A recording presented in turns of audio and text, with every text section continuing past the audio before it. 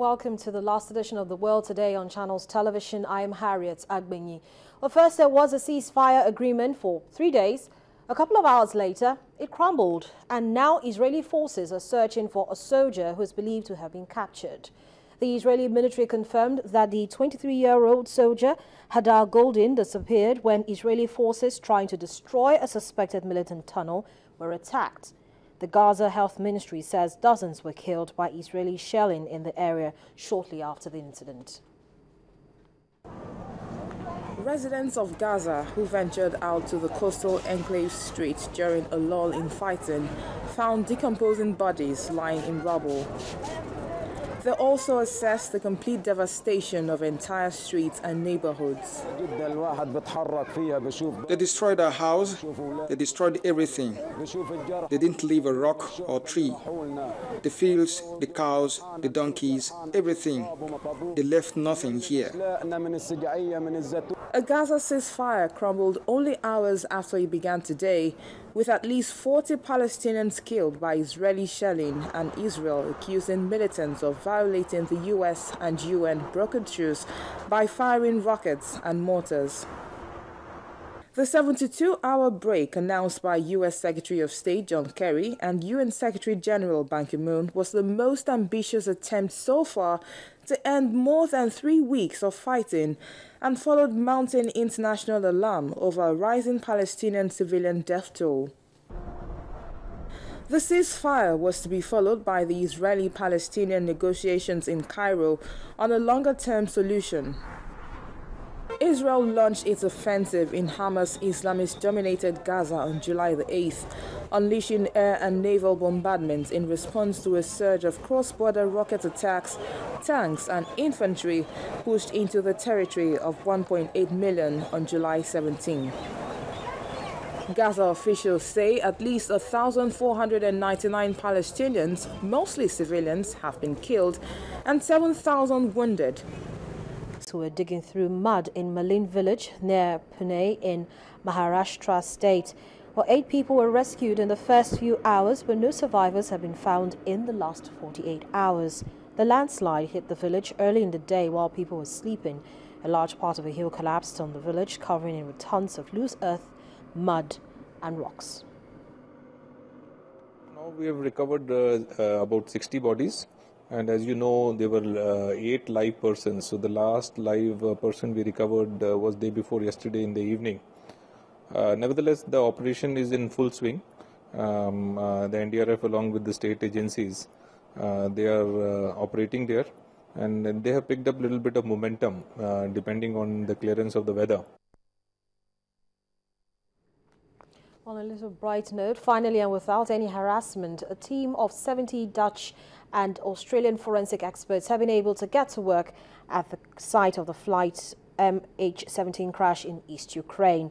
They arrived in a convoy with Organization for Security and Cooperation in Europe monitors setting up a base on a farm. Australia believes that as many as 80 bodies remain at the site. Meanwhile, there's still been intense fighting in the region, with 10 Ukrainian soldiers killed in a rebel ambush yesterday. The fighting had previously prevented the investigators from reaching the area where the Malaysia Airlines jet came down on July 17. But after Ukraine's military declared a unilateral one-day suspension of operations against the rebels in Donetsk yesterday, an exploratory visit was made, followed by the full deployment today.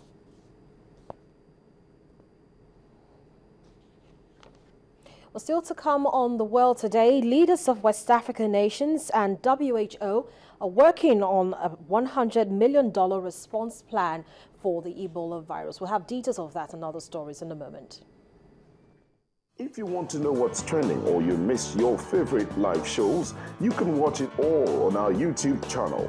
Simply log on to www.youtube.com/channelsweb. Scroll down to your favorite program and click play. You can also view all uploaded videos by clicking on View All. Don't forget to subscribe and get the latest videos. If they are interesting, like them and be heard. Get connected with the Channels Television YouTube page. The news at your fingertips.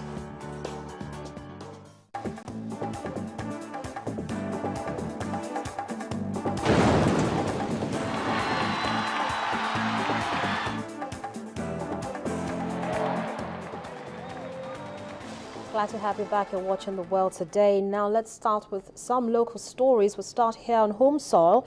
Ahead of the 2015 general elections, the Secretary General of the Commonwealth, Mr. Kamala Sharma, has advised the Independent National Electoral Commission to be transparent in the conduct of all elections.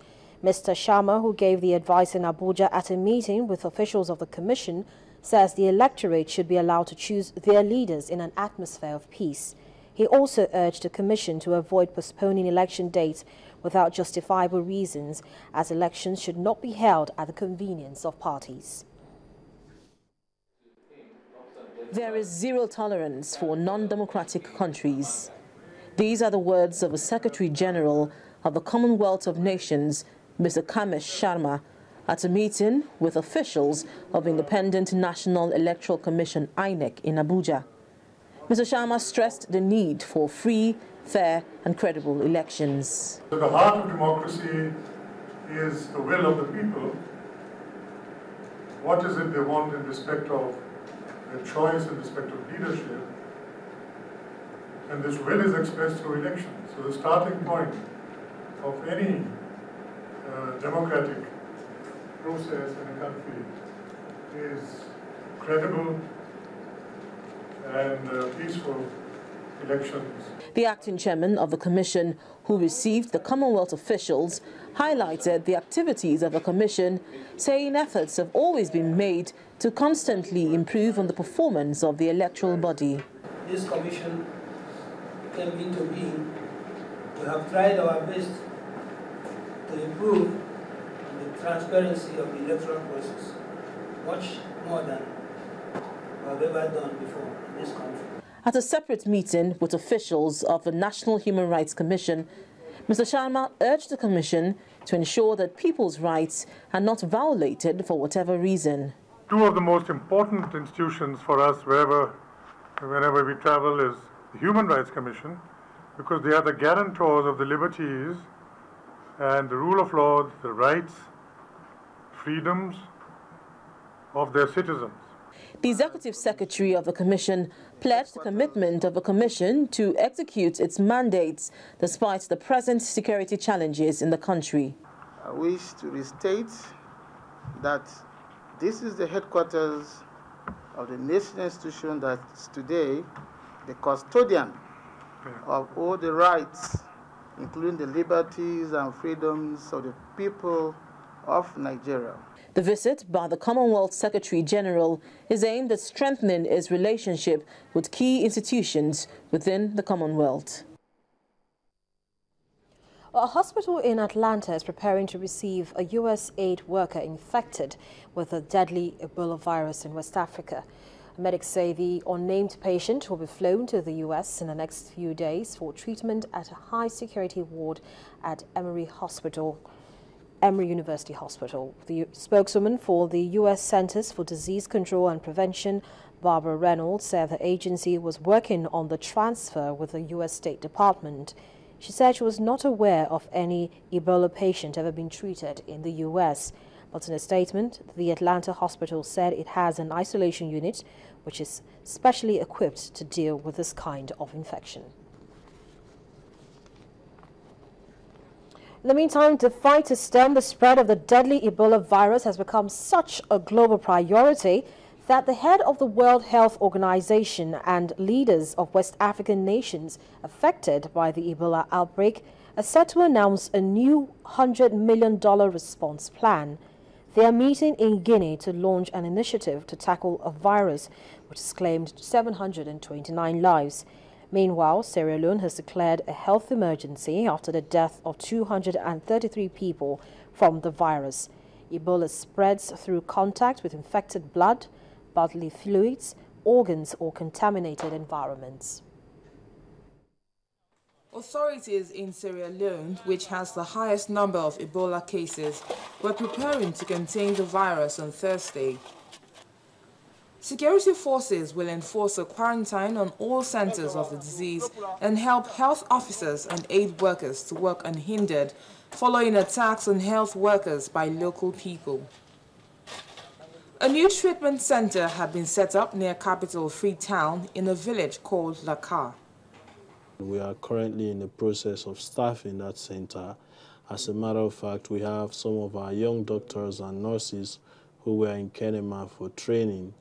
These young doctors and nurses are expected to work at that treatment center at Laka, in addition to the international staff that we expect in country starting tomorrow. So far, 729 people have died from the virus in West Africa. Meanwhile, the World Health Organization said it was launching a $100 million response plan to combat Ebola in West Africa, but it's not recommending travel restrictions or border closures, saying there would be a low risk to other passengers if an infected person flew.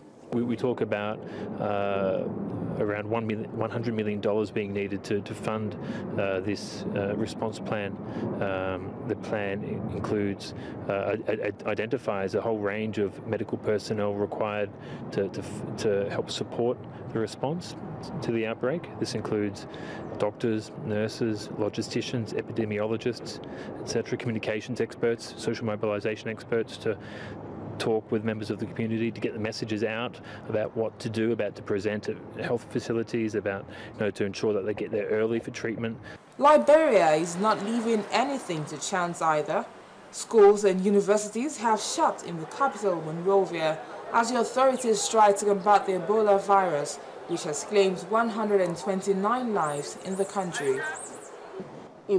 Eventually, you counter the disease. So for this reason, when the president said that schools should close, basically it's going to affect other people. It's going to affect our academic schedule that we have. But I think it's better to be alive than to be dead, because if we continue to have schools and universities being open, at the end of the day, you'll find a lot of Liberians, where the population is going to decrease, because you'll find a lot of people being dead.